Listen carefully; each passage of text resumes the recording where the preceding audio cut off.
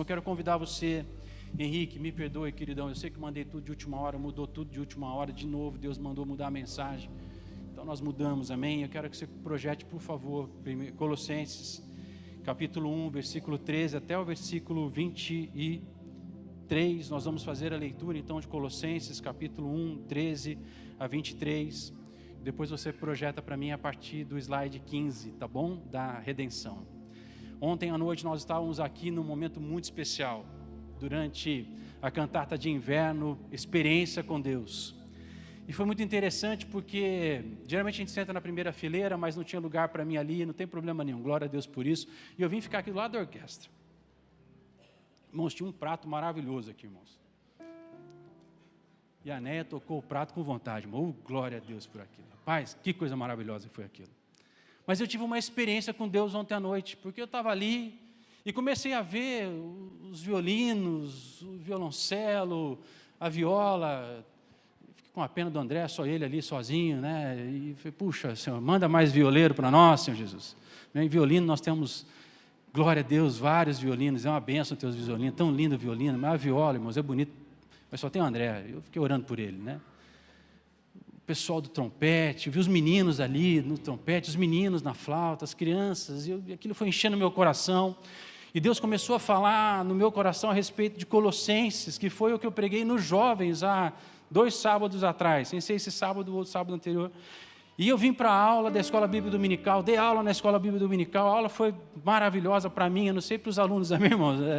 Para os alunos talvez a gente tenha que fazer uma pesquisa de qualidade para saber se foi boa ou não, mas Deus falou tanto comigo durante a aula, e aí quando eu cheguei aqui, sentei, a Cris começou o culto, né, falando de Efésios e falando de redenção, de remissão, e aí Deus falou, eu estou falando com você já há algum tempo, você vai mudar todo o schedule do culto, então, meus irmãos, orem por mim, amém, para que a gente siga no fluir daquilo que Deus tem para nós nessa manhã, em nome do Senhor Jesus, amém?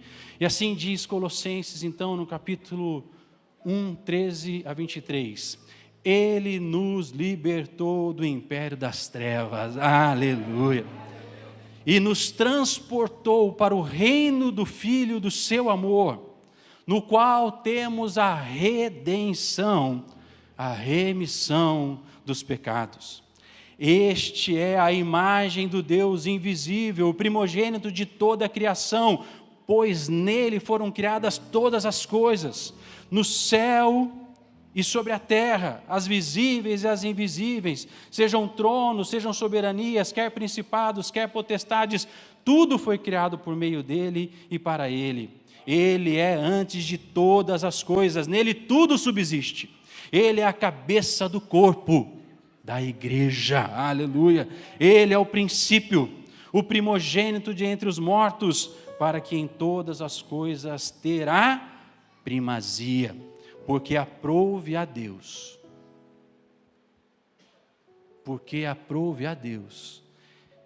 que nele, em Jesus Cristo, residisse toda a plenitude, e que havendo feito a paz,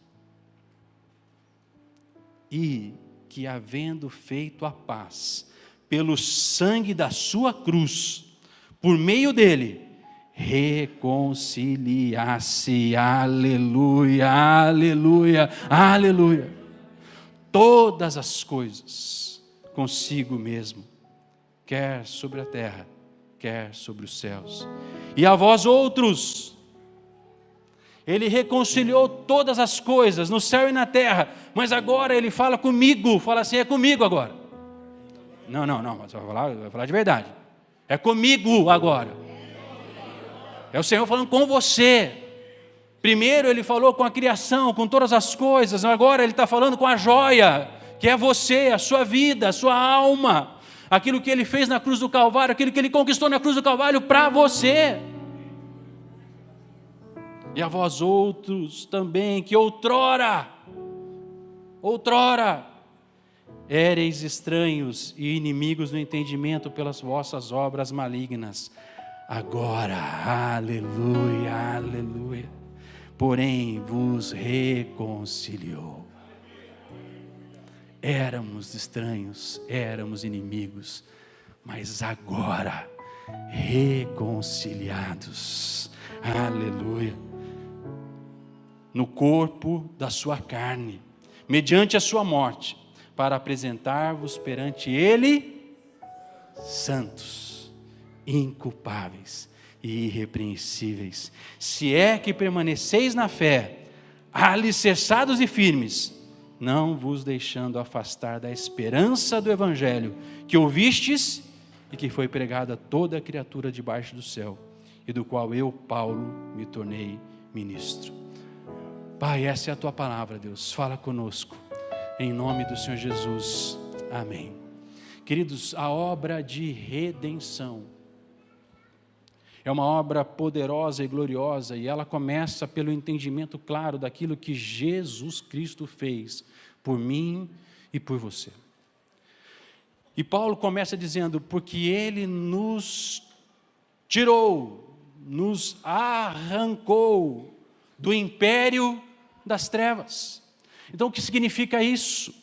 Ele nos libertou de um império, e neste império, que é o império das trevas, ou seja, aonde nós estamos dominados pelas obras malignas, um império no qual existe um dominador, e este dominador exerce um domínio sobre nós, não porque nós queremos, mas porque Ele impõe um domínio, Ele impõe uma força que te leva para as trevas.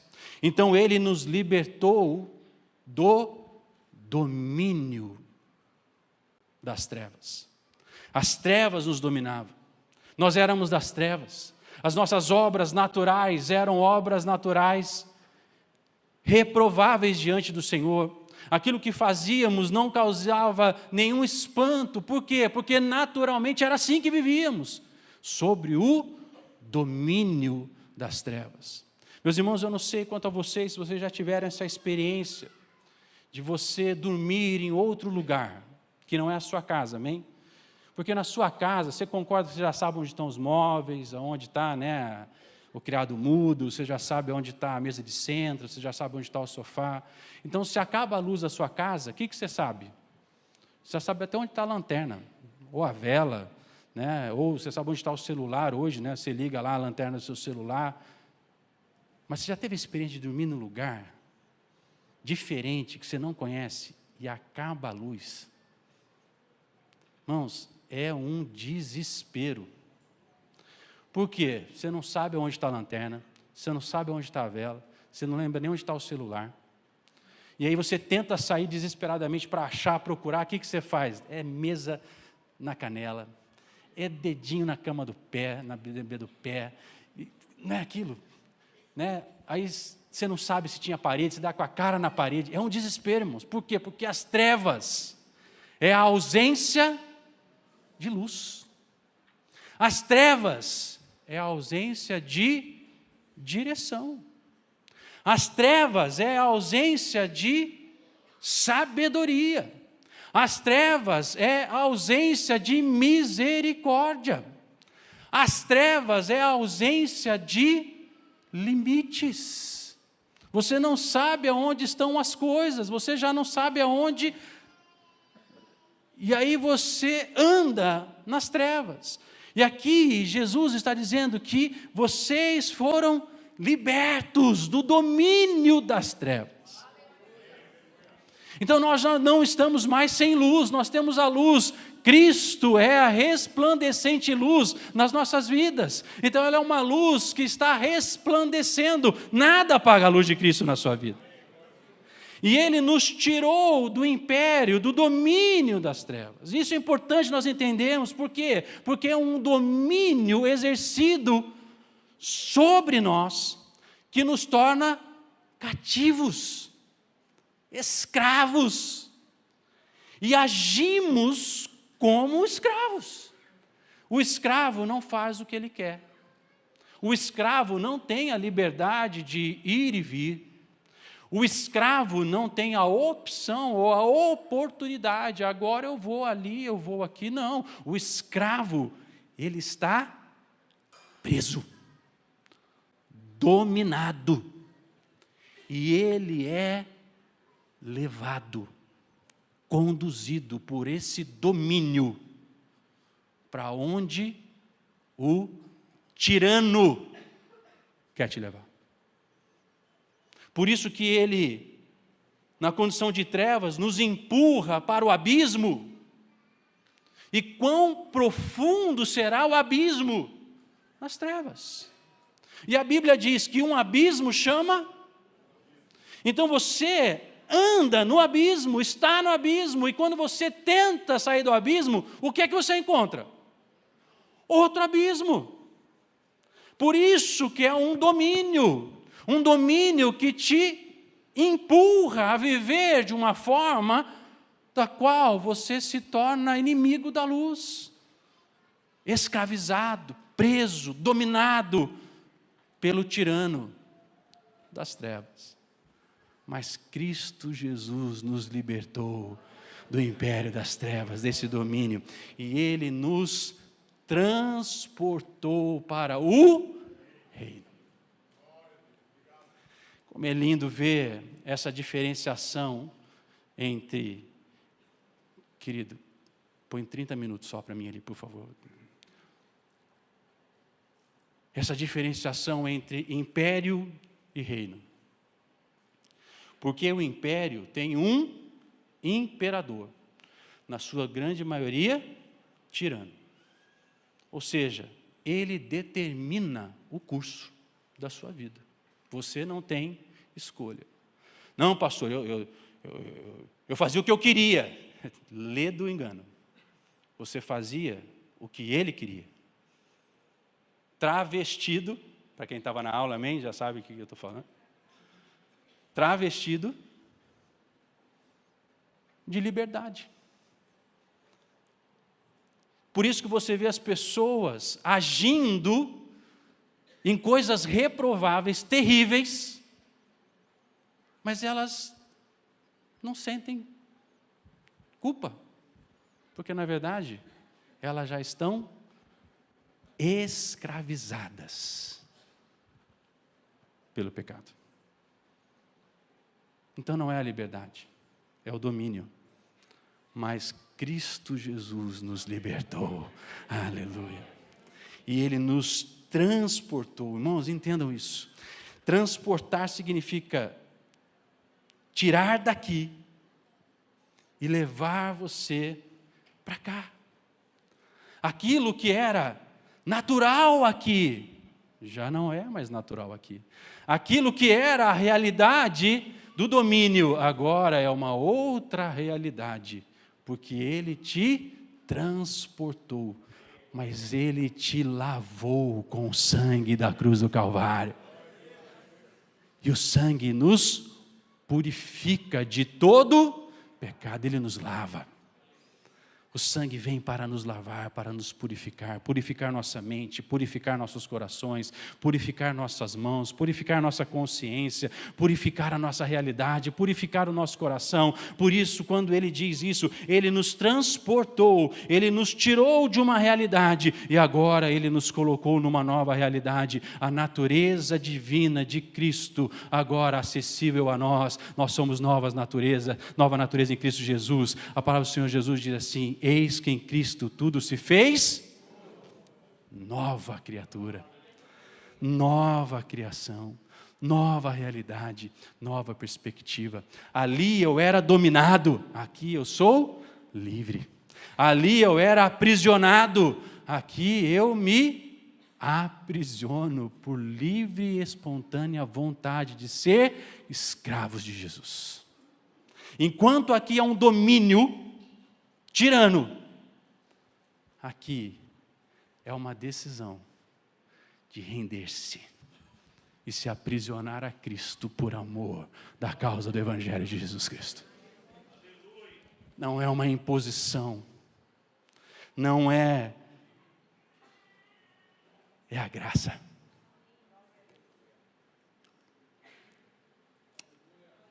A graça que toma o seu coração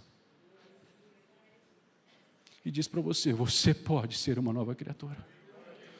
Você tem uma nova realidade, você não precisa mais viver assim. Você não é mais escravo do pecado, você foi lavado pelo sangue do Cordeiro, você é nova criatura. Em nome do Senhor Jesus, eu declaro sobre a sua vida o sangue de Cristo, o sangue de Cristo, o sangue de Cristo. Você foi lavado, purificado, santificado para a glória dele.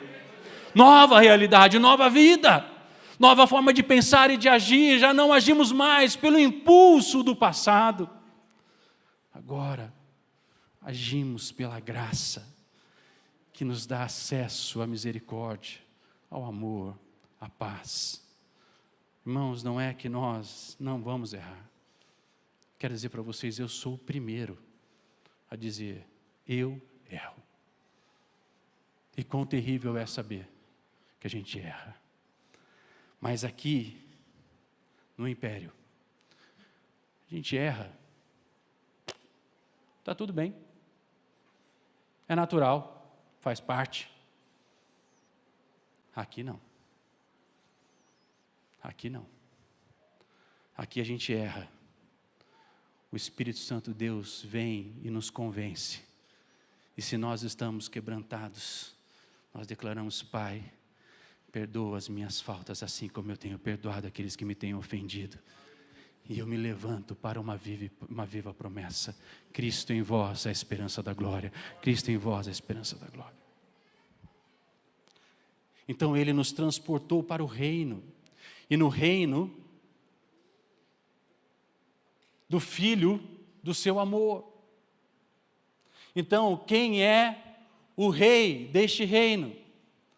O Filho de Deus. Soberano sobre todas as coisas. E aí Paulo, olha, se você olhar aí em Colossenses, no capítulo 1, no versículo 15, 16 e diante, ele começa a falar sobre o quê? Sobre este rei, que é cabeça da igreja, porque aprove o Senhor nele subsistir todas as coisas. É esse rei que subsiste todas as coisas, que faz todas as coisas convergir nele e para ele, e por ele, por isso, por ele, para ele são todas as coisas. Por quê? Porque ele recebeu a primazia, ele é o unigênito, ele é o primogênito, ele é a primazia, ele é o primeiro sobre todas as coisas. Ele é o cabeça da igreja, ele é quem governa o universo. É esse Jesus que você recebeu, o Filho de Deus, que é o rei do reino no qual você se tornou súdito dele.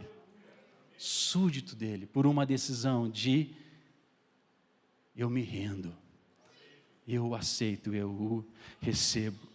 E agora nós passamos a ter o governo soberano de Deus sobre nossas vidas. E sabe, queridos, governo significa que existem leis.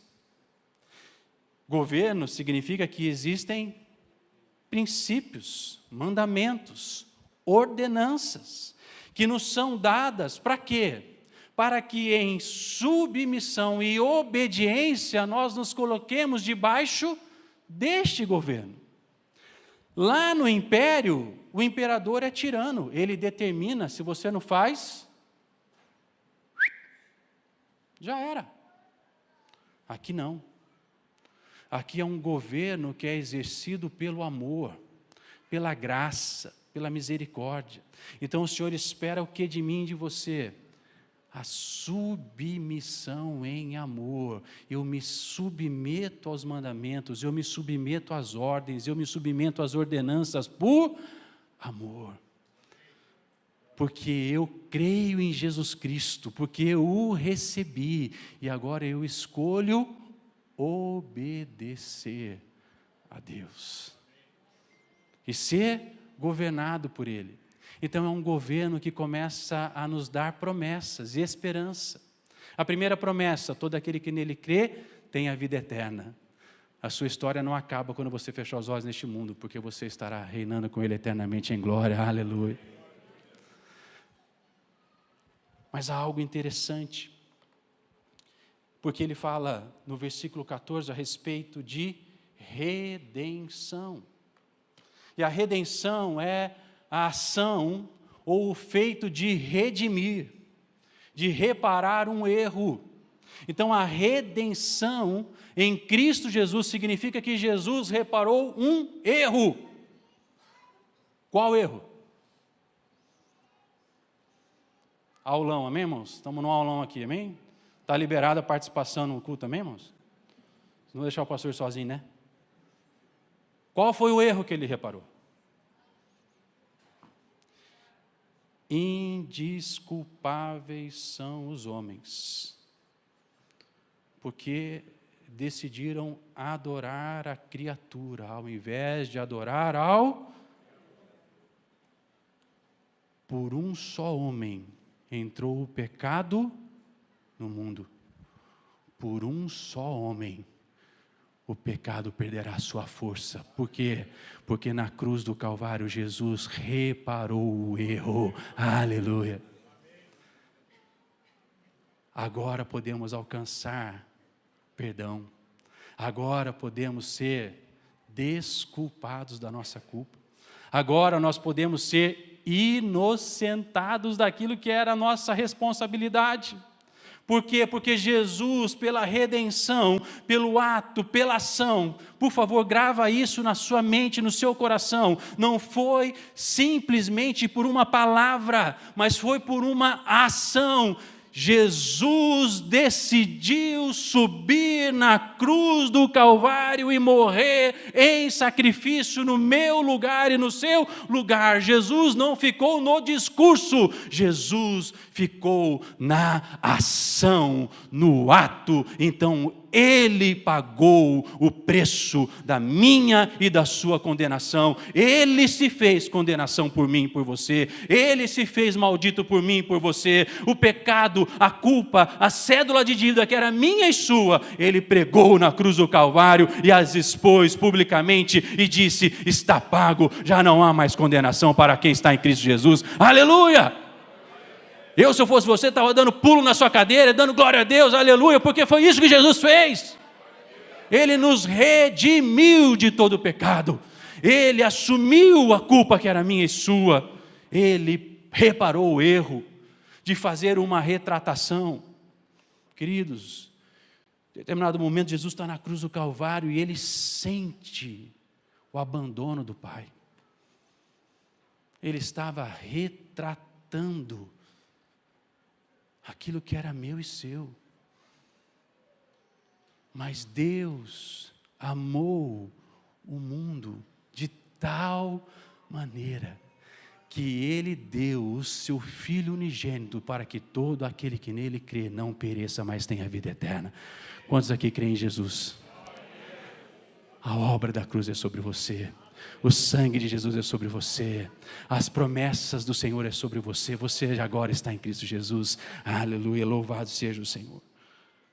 E é interessante porque ele continua dizendo: libertação, perdão e reconciliação. E aí Paulo vem e diz assim: e que havendo feito a paz pelo sangue da sua cruz, por meio dele, reconciliasse todas as coisas. Ou seja, é pelo sangue de Jesus na cruz do Calvário que nós podemos nos voltar ao Senhor, e voltando para Ele, nós nos tornamos amigos de Deus, filhos de Deus, irmãos de Cristo, e Ele se torna o nosso primogênito, o nosso irmão mais velho, aquele que nos dá a coparticipação da sua herança.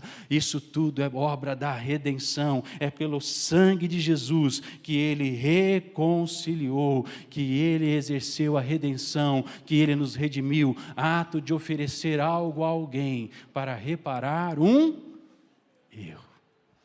Jesus ofereceu o seu sacrifício, o seu sangue, a sua carne, para reparar um erro que não era dele, era nosso. Mas ele reparou esse erro. E ele nos deu a remissão.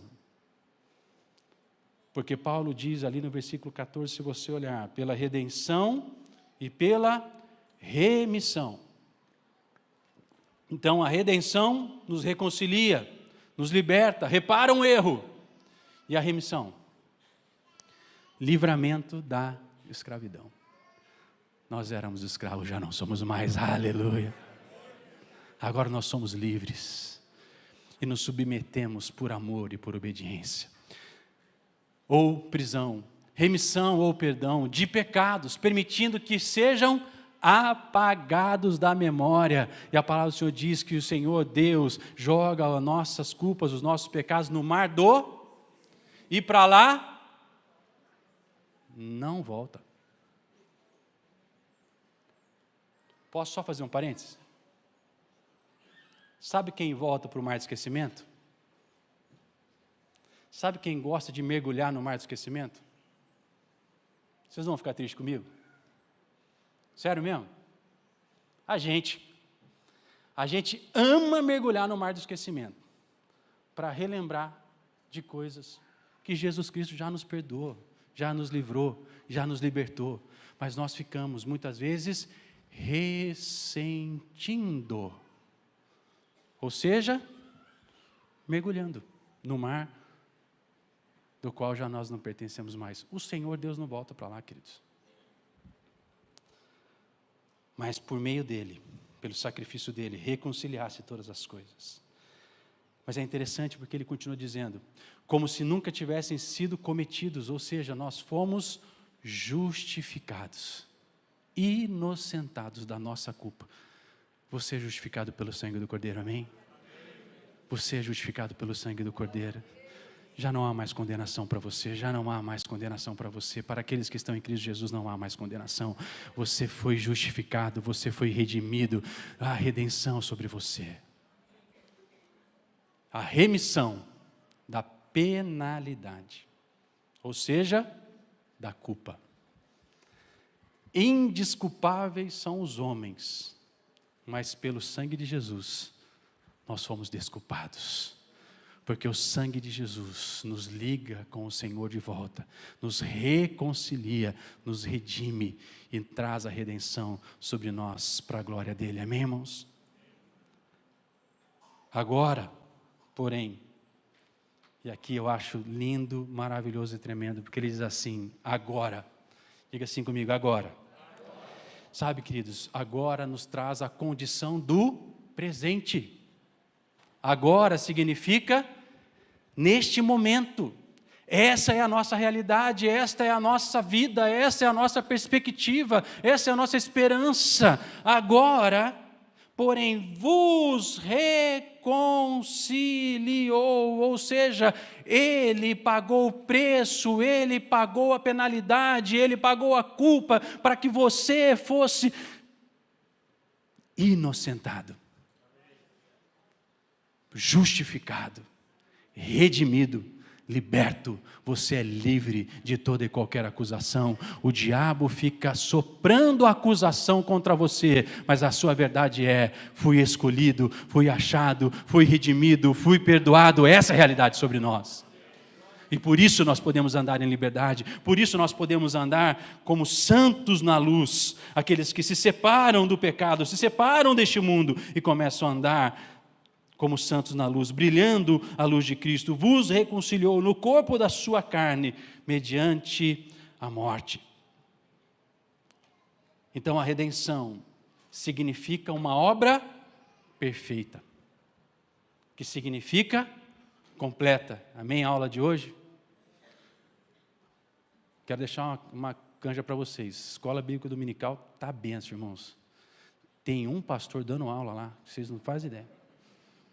Nem consegui terminar a aula de hoje, amém, irmãos? Então, quem perdeu a aula de hoje, fica tranquilo que tem um rabichinho da semana que vem na aula, amém? Então, todo mundo da Escola Bíblica Dominical, domingo que vem, 9 horas da manhã, amém? E depois de mim vem um pastor, rapaz, maravilhoso, chamado Estevão. Sabe aquele Marte lá da Bíblia, lá? Então, ele vai continuar depois de mim em Colossenses. Então, vai só benção, amém? Mas olha aqui para mim. A obra de Jesus, ela é completa, perfeita. Então, aquilo que ele fez, está feito. Aquilo que ele fez, está feito. Aquilo que ele conquistou, já está conquistado, não vai ser conquistado. Já está conquistado, já está disponível para você. Você já pode viver como aqueles que conquistam a promessa, a soberana vocação. Por isso, Paulo vai dizer isso. Mas eu prossigo para o prêmio. Eu prossigo para aquilo pelo qual eu fui alcançado. O Senhor Jesus nos alcançou para nos redimir, para nos lavar, para nos inocentar de culpa. O diabo fica soprando, mas a verdade é essa. Vos reconciliou no corpo da sua carne, mediante a sua morte, para apresentar-vos para Ele santos, separados do pecado, separados deste mundo, lavados, justificados, purificados em vossas consciências, purificados em vossas mãos, purificados em vossos corações, purificados no vosso falar, purificados no seu agir, purificados para a glória dEle. Por isso nós somos santos, porque nós nos separamos, e como separados para o Senhor, para o louvor da sua glória, nós vivemos para Ele. Mas olha o que ele diz mais: apresentar-vos perante Ele santos e depois inculpáveis. Remissão. Ele removeu a culpa pelo seu sangue. Você já não tem mais culpa sobre você. Você foi redimido pelo sangue do Cordeiro. Aleluia. Irrepreensíveis. Pessoas que andam de acordo com aquilo que Jesus Cristo fez na cruz do Calvário. Ele nos livrou. Nós não somos mais escravos do pecado. Nós somos livres para viver como livres, andar como livres, amar como livres e viver como livres. Então nós nos tornamos irrepreensíveis. Se é que permaneceis na fé, alicerçados e firmes. Alicerçados e... Irmãos, nós precisamos entender isso. Uma pessoa que tem alicerces, ele tem fundamento. Eu sei, irmãos, que muitas vezes nós nos deparamos com a nossa condição e com a nossa realidade. Eu quero dizer para vocês que eu também tenho espelho. E eu também me deparo com a minha realidade. E muitas vezes eu me entristeço com o que eu vejo de mim mesmo. Mas isso não muda a obra de Jesus Cristo na minha vida e na sua vida. Porque quando nós reconhecemos a nossa condição e nós nos humilhamos diante do Senhor e nos quebrantamos diante do Senhor e pedimos perdão ao Senhor, a obra já está feita. Ele remove a culpa, Ele remove a falta, Ele repara o erro e nós nos tornamos aquilo que Ele nos chamou para ser, para a glória dEle, em nome de Jesus. Mas Ele fala também de firmes, e é interessante porque eu fico pensando assim, vocês que são da orquestra, que são mais inteligentes do que eu, amém, irmãos? Me ajuda. Alguém alicerçado não é firme? Porque tem alicerce, tem fundamento. E o que tem fundamento não está firme. Mas Paulo é redundante muitas vezes na palavra de Deus. Por quê? Porque ele quer reforçar o entendimento, para que nada fique subentendido. Então, assim, às vezes nós achamos, porque temos alicerces que estamos firmes, nós queremos dizer que não é bem verdade. Porque muitas vezes nós temos alicerces, mas os alicerces precisam estar firmes. Por quê? Porque Jesus Cristo é a pedra angular, ou seja, Ele é a base, Ele é o fundamento, mas Ele é a pedra que alinha todo o edifício para a glória dEle.